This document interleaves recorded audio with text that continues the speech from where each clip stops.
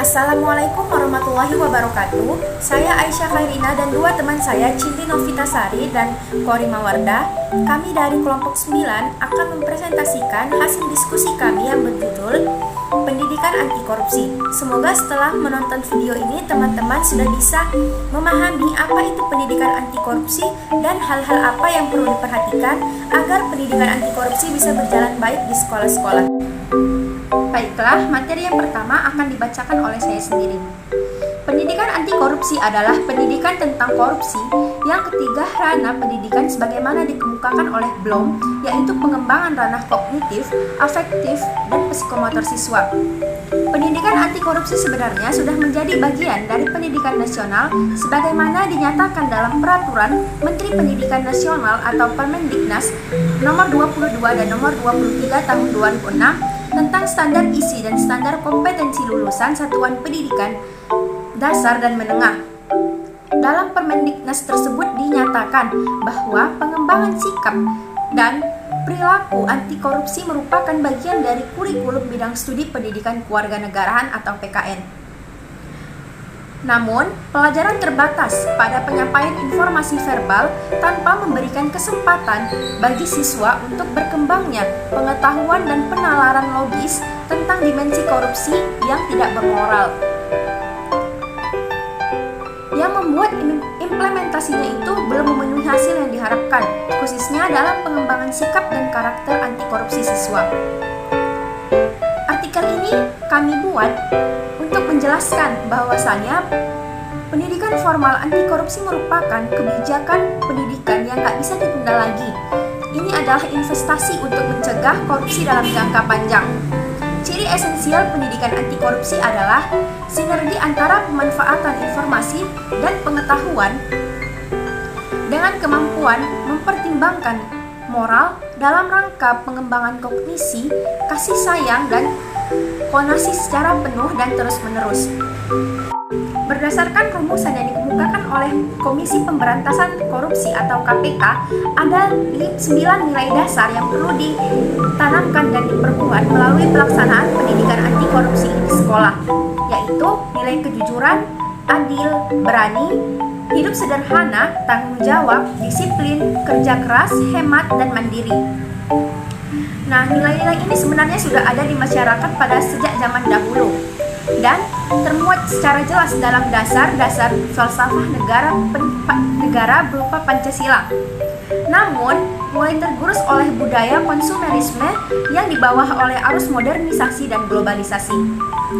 Sesuai dengan tujuan yang hendak dicapai, maka pelaksanaan pendidikan anti korupsi di sekolah perlu memperhatikan beberapa hal berikut ini. Yang pertama, pengetahuan tentang korupsi.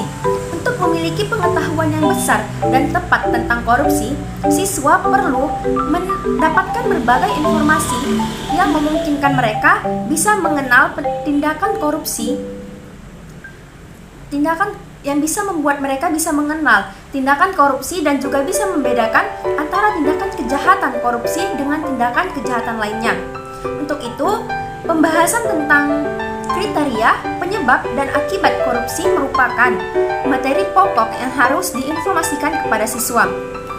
Berdasarkan pengetahuan yang dimiliki tersebut, siswa diharapkan bisa mampu menilai adanya perilaku korup dalam masyarakat atau institusi di sekitarnya. Karena itu, pemberian informasi tentang korupsi bukanlah untuk memberikan informasi sebanyak mungkin kepada siswa, melainkan informasi itu diperlukan agar siswa mampu mempertimbangkan pertimbangan-pertimbangan tertentu dalam menilai. Dengan kata lain, berdasarkan informasi yang didapat tadi tentang korupsi, siswa bisa menilai apakah suatu perbuatan itu termasuk korupsi atau tidak, dan apakah perbuatan tersebut dikategorikan baik atau buruk. Dengan pertimbangan tersebut, selanjutnya siswa bisa menentukan perilaku yang akan diperbuatnya di kemudian hari. Yang kedua, pengembangan sikap. Sebagai pendidikan nilai dan karakter, pendidikan anti korupsi ini juga memberikan perhatian besar pada pengembangan aspek sikap siswa. Oleh karena itu, ketika diberikannya informasi tentang pendidikan anti korupsi ini kepada siswa, maka guru harus bisa berusaha mengembangkan sikap berdasarkan kognisi. Untuk itu, siswa harus memiliki kognisi atau pengetahuan yang benar yang bisa dipahami dengan baik, sehingga pengetahuan itu nantinya bisa bertahan lama di dalam memori siswa tersebut dan bisa dipergunakan setiap kali mereka akan membuat pertimbangan-pertimbangan tertentu. Informasi tidak akan dipercayai, tapi kemudian pengetahuan yang benar akan mengatasi reaksi afektif. Di samping itu, keterlibatan yang intens dalam aktivitas yang mengandung nilai-nilai anti korupsi juga akan mengembangkan sikap yang sesuai dengan nilai tersebut. Baiklah, materi yang selanjutnya akan dibacakan oleh teman saya Cindy Novitasari. Yang ketiga itu ada perubahan sikap. Jadi merubah sikap yang kita miliki sebelumnya merupakan pekerjaan dan tugas yang tidak gampang. Terkadang menimbulkan rasa frustasi. Apalagi merubah sikap yang kita miliki sebelumnya berlawanan dengan sikap yang dikehendaki guru atau pendidik. Misalnya saja sikap yang dianggap curang saat melakukan ujian. Hal itu merupakan hal yang biasa di kalangan siswa, atau mencontoh tugas teman dan diakui sebagai tugasnya sendiri. Dan hal itu juga hal yang biasa di kalangan siswa. Jadi pendidikan anti korupsi ini menghendaki sikap-sikap yang seperti itu perlu diubah agar sesuai dengan nilai-nilai dasar anti korupsi. Yang keempat itu ada perspektif moral dan konvensional. Pendidikan anti korupsi didasarkan pada pendidikan nilai yang tidak begitu membedakan secara tegas antara dua regulasi sosial, yaitu moralitas dan juga konvensi. Dalam kehidupan nyata, moralitas dan konvensi itu saling terkait. Prinsip moral yang umumnya itu seperti jangan mencuri, berlaku adil, jangan berbohong, dan lain-lain. Sedangkan pelanggaran konvensional itu seperti menghormati orang yang mati. Pendidikan anti korupsi juga sebaiknya memperhatikan antara moralitas dengan konvensi. Dari perspektif konvensional, apapun boleh dilakukan selama itu tidak dilarang. Sedangkan dari perspektif moralitas, suatu tindakan dilihat apakah itu ada dalam norma atau tidak. Perspektif moral lebih sensitif melihat kerusakan yang ditimbulkan atas seseorang. Sedangkan perspektif konvensi lebih melihat pada pelanggaran kesepakatan.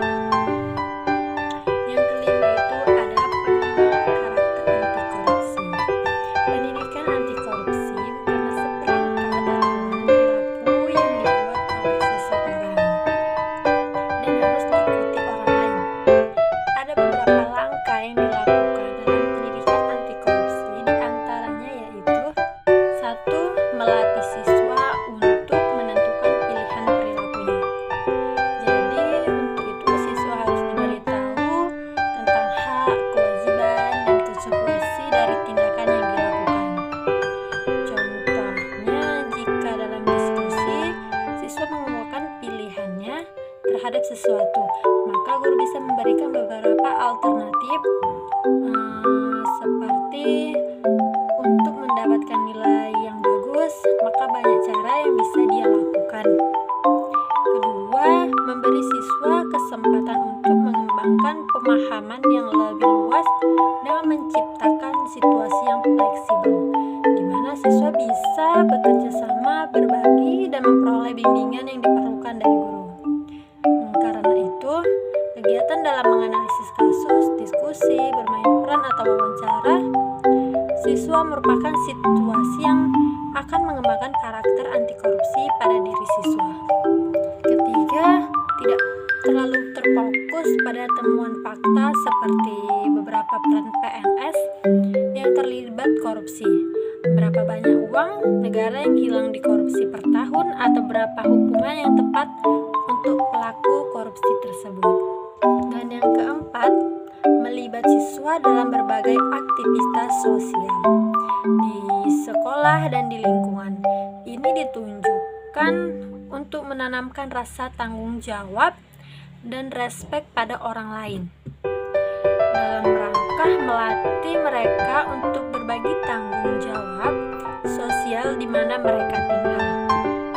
Bukan berarti karakter lain tidak penting, tapi dengan mengungkapkan rasa tanggung jawab dan respek pada orang lain akan mengurangi rasa egoisme dan mementingkan diri sendiri, yang pada umumnya banyak dimiliki para koruptor.